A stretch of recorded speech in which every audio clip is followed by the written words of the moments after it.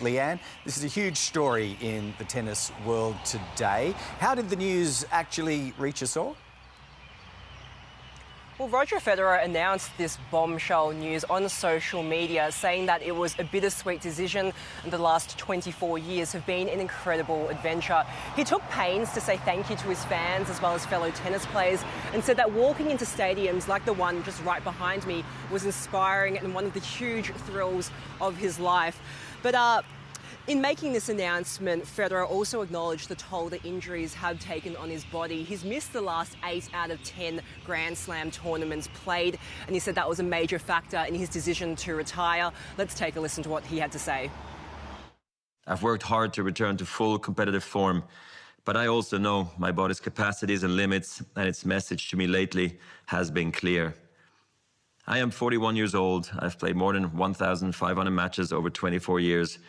Tennis has treated me more generously than I ever would have dreamt, and now I must recognize when it is time to end my competitive career. Leanne, you're actually out the front of where Roger won his last Grand Slam, and I'm sure plenty of tributes have already started flowing in as well. Yeah, quite unsurprisingly, there's been a huge reaction from the tennis community as well as broader sporting community as a whole.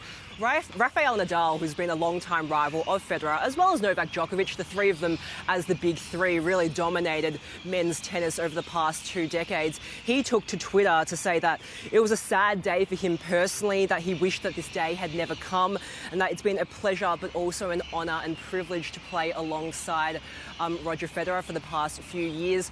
We also heard from fellow former world #1 Billie Jean King, another legend in her own right, and she said that Roger Federer is a champion's champion. She said on Twitter that he's captured the hearts of sports fans around the world and that he's had an historic career. So, Leanne, when is he finally going to hang up his racket? Well, tennis fans will have one last chance to see Roger Federer take to the court at the Laver Cup next week in London. That begins on September 23rd.